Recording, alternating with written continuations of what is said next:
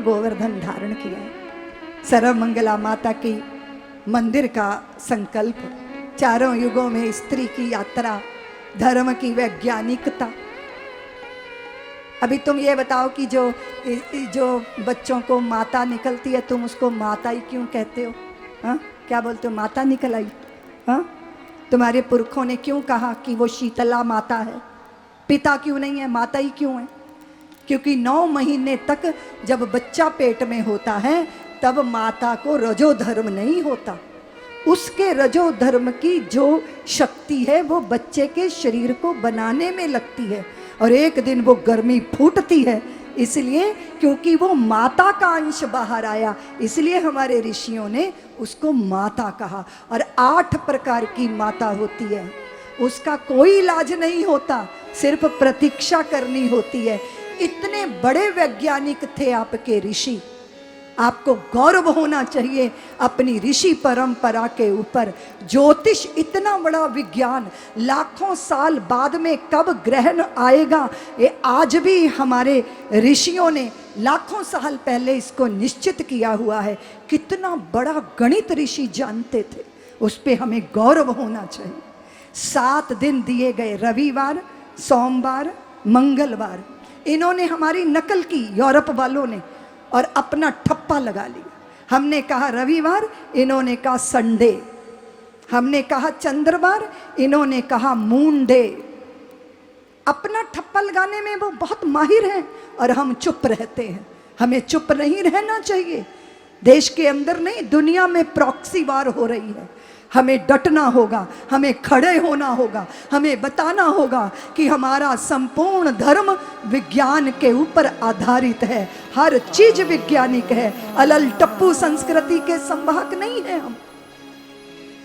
मैं आपके बीच में कथा कर रही हूं, मुझे एक एक धर्म योद्धा चाहिए, एक एक धर्म योद्धा जिसे अपने ऋषियों की परंपरा पे गौरव हो। आज दुनिया लॉजिक मांगती है, एक ही धर्म टिकेगा संसार में लॉजिक की दृष्टि से, और ऋषि धर्म भारत का था।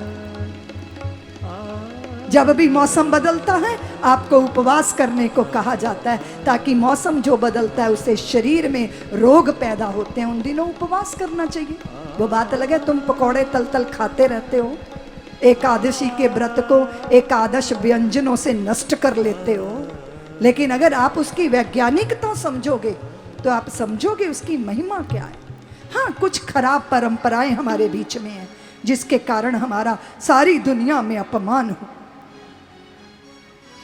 घर में बेटे का ब्याह हो रहा है, स्त्रियां गीत गा रही हैं, तो वहां पर एक जो है बिल्ली उत्पात कर रही है, जहां जैसे बंदर उत्पात कर रहे हैं।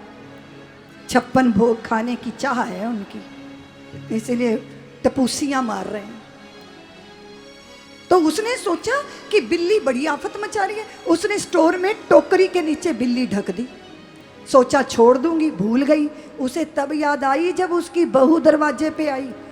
वो दौड़ी गई, जाके देखा, टोकरी हटाई, बिल्ली की तो राम नाम सत्य हो गई थी। उसने बिल्ली का शरीर कूड़े के ढेर पर फेंका, फिर बहू का स्वागत करके भीतर लाई। बहू ये सब देख रही थी। जब बहू अपना बेटा ब्याने लगी, जब उसकी बहू दरवाजे पे खड़ी हुई तो कहती है, नहीं नहीं, बहू को भीतर नहीं लाना, पहले बिल्ली ढूंढो, उसे मारो, फिर कूड़े के ढेर पे फेंको, तब बहू को भीतर लाओ। लोगों ने कहा ऐसा क्यों कह रही हो? बोली मेरी सास ने ऐसा ही किया था। अरे सास ने बिल्ली मार के थोड़ी फेंकी थी, वो तो मर गई थी एक्सीडेंटली।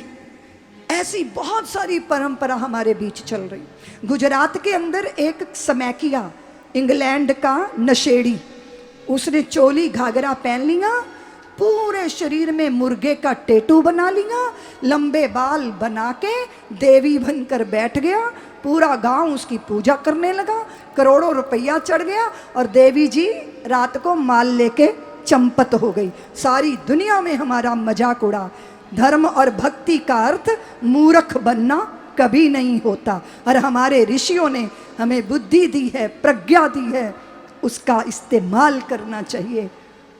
दंभ, पाखंड और आडंबरों के पीछे ना दौड़ो। अप्राकृतिक कुछ नहीं होता, ऋषियों ने कहा। सृष्टि के कुछ नियम हैं, सारी चीजें उसके अनुसार चलती हैं, मैं आपसे एक बात का निवेदन करना चाहती हूँ। 45 विषय चुने हैं धर्म की वैज्ञानिकता के, और चारों युगों में स्त्री की जो यात्रा रही, सर्व मंगला पीठम के लिए सारी दुनिया से मैं मंगल शिला की बात कर रही हूँ। 1100 रुपये की एक मंगल शिला। आप मेरे को संस्कार के माध्यम से पूरा भारत नहीं, भारत से बाहर भी लोग सुन रहे हैं। मैं चाहती तो मैं किसी एक उद्योगपति से कह सकती थी कि तुम ये काम कर दो, पर मैं ऐसा नहीं चाहती।